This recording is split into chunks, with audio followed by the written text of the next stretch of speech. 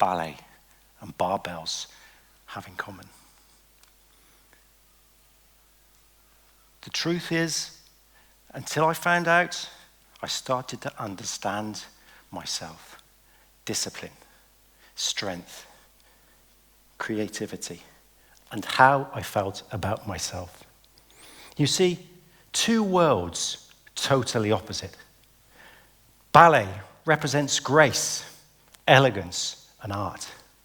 The barbell is power, strength, and that physical intensity. Society teaches us to keep these worlds separate, to place ourselves into categories. But it wasn't until I stopped and asked myself the question, where do I belong? Did I stop and explore and learn from both that things can change? As I share my story with you today, I hope you find the inspiration to seek out your own creativity. You may be an artist, a performer, an innovator, or maybe like me, none of the above. I leave this with you. Simply think of creativity as mindset. The mindset that allows you to grow beyond the limitations that you place on yourself. Because we need to challenge the notion that we have to stay in lanes. But instead, be curious. Dare to think differently. Explore that unfamiliar and creatively redefine who you are. Over the next few minutes, I will tell you how I became a natural bodybuilder, coming 5th at the WMBF World Finals in Seattle. Because this isn't a story about power and strength. This is a talk about human potential, reinventing. It's the courage to be your authentic self. But before I do that, let me tell you who I am. My name is Daz, and I used to be 5'6". Older, shorter. I'm so pleased there's no lectern on the stage because you would have trouble seeing me. Yes, I've lived with the nicknames. Lofty, Shorty, no legs. Even as a police officer, I was called Laptop. Small PC? Yeah, it's funny, isn't it? But way back, those nicknames, they were hurtful. So I joined the military. 10 years in the Royal Navy as a nuclear submariner. Weeks, months, hundreds of meters deep under the ocean I stayed. As a trainee weapon engineer, I would sleep in a makeshift plastic bunk next to a 6.5-meter tiger fish torpedo. Throughout my career as a police officer, I spent 14 years in the murky world of covert policing, hiding in plain sight. Cover stories, legends, false identities to hide me, the grey man, not to be seen. But why bodybuilding? What was the need? All of my life, I've carried labels. Not to be heard, not to be seen. As a child, the smallest, the shortest, that small fry of a kid in school who lacked any self-esteem, no confidence, whose schooling was marred by underachieving, exam failure. Failure was my superpower, with no belonging. Sport, that's where I found my connection. Hiding amongst the team. I did belong, even on the football field. And then my parents said, "You're banned from playing football because your school is in free fall." Well, thank you very much. That's made it a whole lot better. But it had to change. When I joined the Navy, I found the gym. That pull to be bigger and stronger. And all I wanted was big arms on a Friday night. But it was enough. And as I started to change shape and grow, sadly not upwards. I liked that connection of something totally different. Years later, I stepped on the stage for the first time as an ill-prepared novice. Yes, the experience was amazing.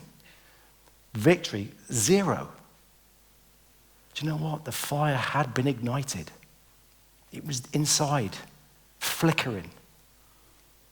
As a career change came, new direction, new focus, a young family, priorities changed. That bodybuilding journey was put on hold. 2015, the sheer love of a challenge just pulled me back in, and I had to do it again. Over the next 5 years, I started to compete. 15, 16 shows,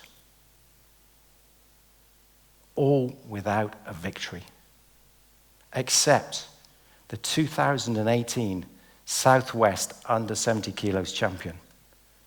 But it wasn't enough.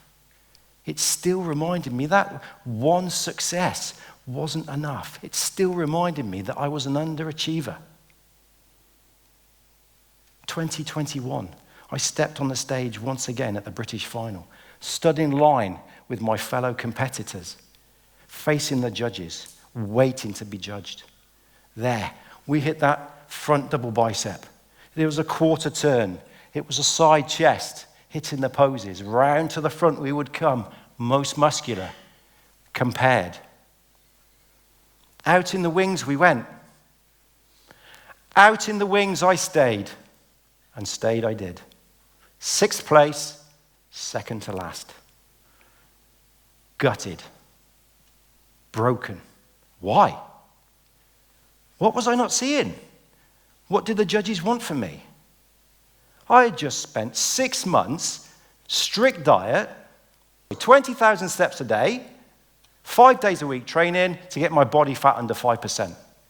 To stand on stage in the smallest pair of pants, shaved legs and a dodgy tan, in front of the judges, scrutinized, a sport that was so judgmental, for them to say, thank you very much. Honestly, my confidence was in tatters. My self-belief was gutter level. Daz, don't do this again. It's time to hang up those small pants. And as I walked from the stage, I heard the compere say, congratulations to all our competitors today. Each and every one of you is a winner for stepping on stage. Thank you very much for that. I don't feel like a winner. I feel like a broken man. And as I walked back to my seat in the audience and sat down, a broad Scottish accent whispered in my ear, congratulations, Daz. That was awesome. Quality physique, great condition. As I turned and smiled at the kind words, I met Andy, my bodybuilding coach, for the very first time. 2 years later, his guidance, he instilled self-belief in me. Weakness back to strength. Stage ready once again. 2023 show day. WNBF World Supernaturals. I stepped on stage. 3rd place. Wow. All of a sudden, I'm qualifying for the World Finals in Seattle. I've got an invite to be a member of Team GB. This is nuts. This doesn't happen to me. But out in Seattle, it was different. I stood on that stage and looked at my bare feet and thought, wow, this is what it feels like to be on top of the world, on top of that highest mountain. All of a sudden, that extreme faith in my ability was out there. This was like my song, my vision. All of a sudden, there was even more mountains to climb and conquer. As I returned home, I was on a high, buzzing, 5th in the world. But you know what? Deep down inside, there was something missing. Something was not right. Until that conversation. A wonderful photography friend of mine called Lizzie She said, you should meet a friend of mine, Julie Felix, MBE. She's a ballet teacher. She'll teach you how to move, dance, pose. Wow. This was it. This was it. All of a sudden, just imagine me now walking into that dance studio for the very first time, dressed as I am now, because you don't want to see my legs in tights. Julie, that imposing figure, posture, grace, elegance, it was there. This 69-year-old ballet teacher was not to be messed with. Here was me stepping out of my comfort zone massively. A 56-year-old man was about to have a one-to-one ballet lesson.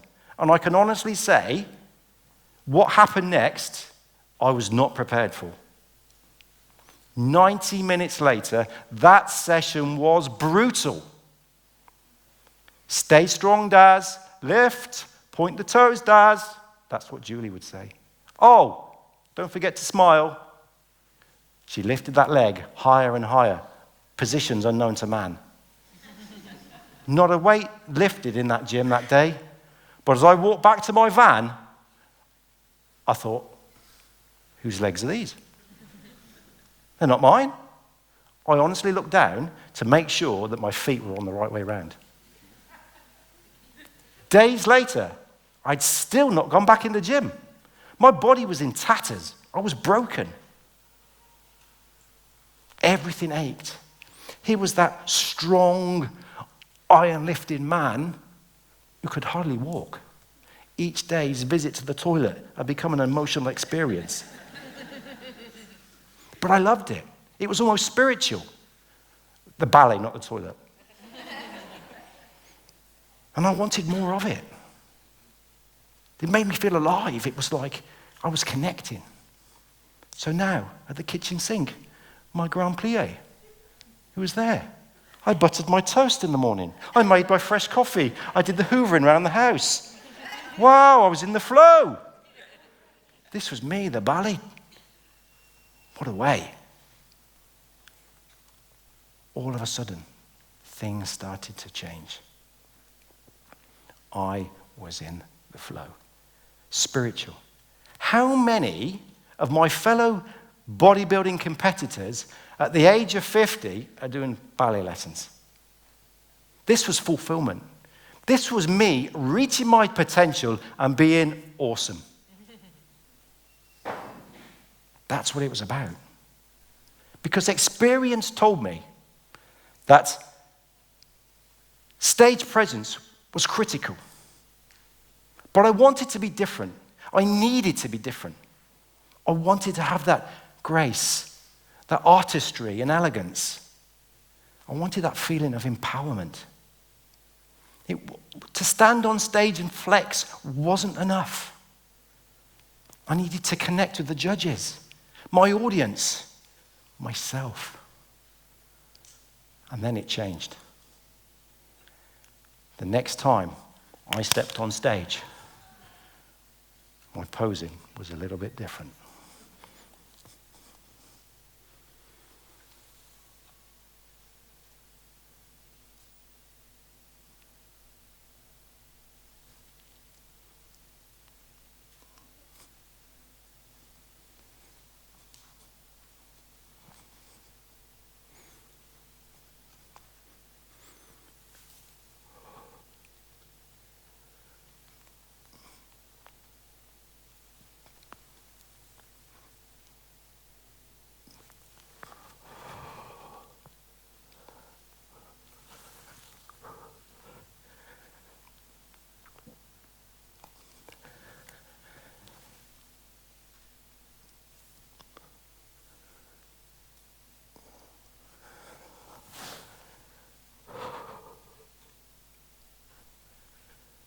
And as I walked from the stage, the powerful words that came back, wow, are you a dancer? Never seen a routine like that before. Bit of elegance. All of a sudden, success was not just marked by me being better than my competitors. It was about being different. I wasn't the first person in history to find that relationship between two disciplines. Picasso painted over 7,300 paintings in 20 years before his reinvention in 1907. 50,000 works of art throughout his lifetime. That is one highly motivated individual. But what about you? What do you seek? What do you want to find? Is it discipline and determination? Is it the influence? Is it the flow, the inspiration? But whatever it is, you have to go out there each and every day and find it. Bring it in and hold it tight. Because I know each and every day I will practice my Grand Plie as I try to qualify for the World Finals in Calgary later this year. But before I go, I'd like to leave you with 3 awesome thoughts. Firstly, enjoy and embrace the process. Enjoyment creates inner motivation in here, heart, feeling.